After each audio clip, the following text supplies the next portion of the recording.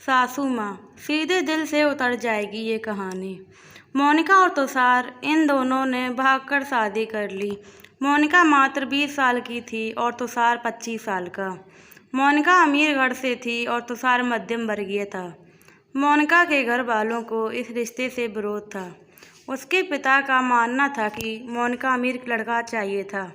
वैसे भी मोनिका के पापा के मुताबिक उसकी शादी करने की उम्र नहीं। थोड़ी समझ आने पर वह तुषार को भूल जाएगी, ऐसा मोनिका के पिताजी को लगता था। तुषार के माता पिता को इस शादी से कोई दिक्कत नहीं थी। मोनिका की पढ़ाई पूरी हो और तुषार को भी अपने कैरियर पर अच्छे से ध्यान देना चाहिए, ऐसी उनकी इच्छा थी। बाद में वक्त आने पर वह मोनिका के माँ पापा से बात करेंगे, ऐसा उन्होंने तुषार को बोला था। एक बार मोनिका और तुषार को बाहर घूमते हुए मोनिका के भाई ने देख लिया। मोनिका को ज़बरदस्ती घर ले गया। उसके घर में एक ही तमाशा होने लगा। मोनिका का घर से बाहर जाना बंद करवा दिया।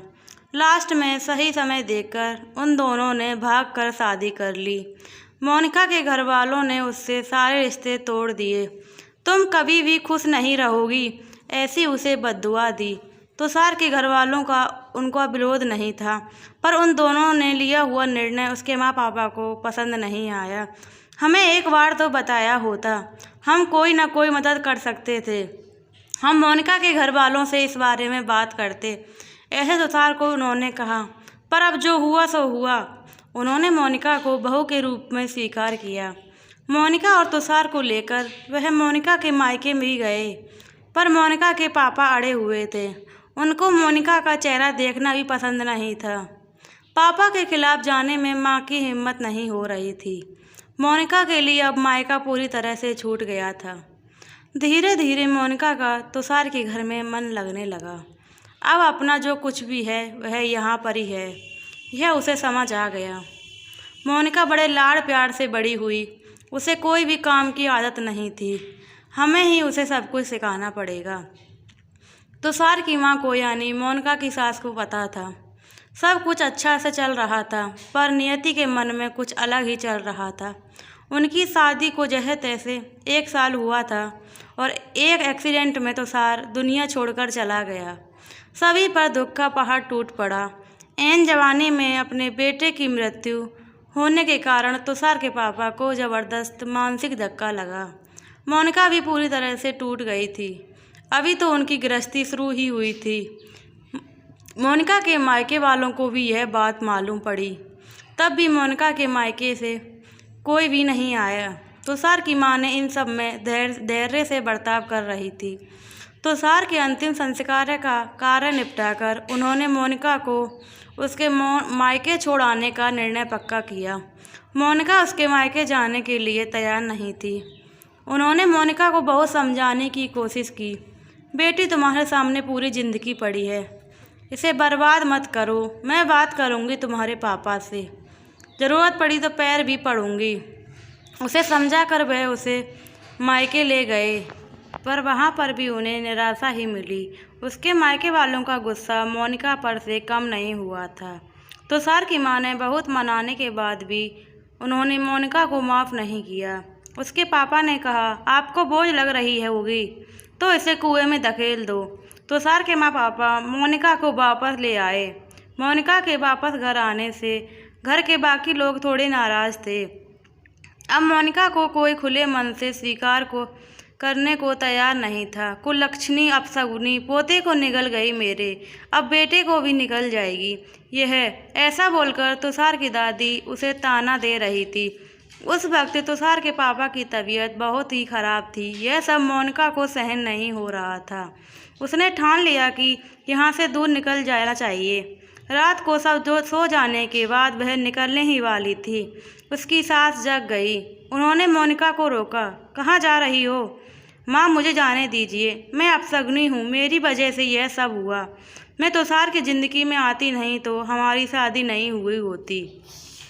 आज वह जिंदा होता, पापा की भी यह अवस्था नहीं होती। मुझे जाने दीजिए, मैं यहाँ नहीं रह सकती।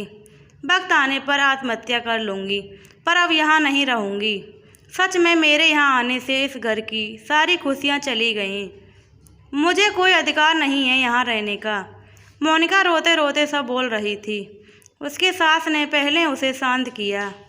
मोनिका, तुम दोनों मिले नहीं होते तो तुम्हारी शादी नहीं हुई होती, तो उस दिन उस ट्रक ड्राइवर ने नशे में गाड़ी नहीं चलाई होती, तो रास्ते पर लोगों ने तुषार को वक्त पर हॉस्पिटल में ले गए होते, तो बहुत तो है बेटा। और अब वक्त निकल गया है इन सब बातों का विचार करने का। तुषार तो मेरा बेटा था, मेरी क्या अवस्था हुई होगी। इन सब पर एक बार तो विचार किया तो क्या तुमने? वह तो चला गया और अब तुम भी चली जाओगी मुझे छोड़कर। मोनिका, मुझ पर बोझ थी, इसलिए मैं तुम्हें मायके छोड़ने नहीं गई थी। तुम्हारे सामने पूरी ज़िंदगी है, किसी के चले जाने से हम जीना तो नहीं छोड़ सकते। यहाँ से ज़्यादा तुम वहाँ पर खुश रहोगी, क्योंकि यहाँ तुम्हें तुषार की यादें हमेशा दुखी करेंगी। ऐसे मैं सोचती थी, पर जाने दो, जो हुआ सो हुआ। अब तुम्हारी पढ़ाई पूरी करोगी, मैं हूँ तुम्हारे साथ, और इनकी चिंता करने के लिए मैं हूँ ना। सिर्फ तुम्हारा साथ चाहिए मुझे बेटा इस सब में। तुषार के जाने से हर कोई परेशान था, हर किसी का बोलने का तरीका अलग हो गया है। तुम्हारा दुख मैं अच्छे से समझ सकती हूँ, पर अब तुम्हें संभलना होगा, लोगों का बोलना नज़रअंदाज करना होगा, तुम्हें मन लगाकर पढ़ाई करनी पड़ेगी। तुम कोई भी ऐसा गलत फैसला नहीं लोगी, इसका मुझे वचन दो। मैंने मेरा जवान बेटा को गंवाया है और अब बेटी को नहीं खोना चाहती। सास की बातें सुन के मोनिका को रोना आ गया।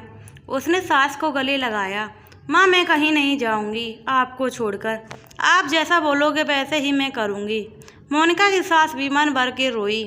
आज पहली बार उनका दुख फूट फूट कर बाहर आया था। आगे मोनिका ने मन लगाकर पढ़ाई की। बहू नहीं, वह उस घर की बेटी बनी।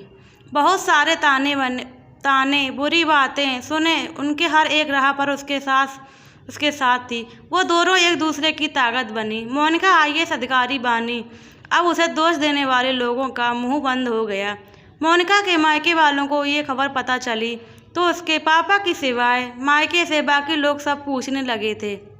सास ने अच्छा जोड़ीदार चुनकर मोनिका की शादी करवाई। शादी के बाद भी मोनिका अपनी इस माँ को कभी नहीं भूली। सास के अंतिम काल में भी मोनिका रात दिन करके सेवा में हाजिर होती थी।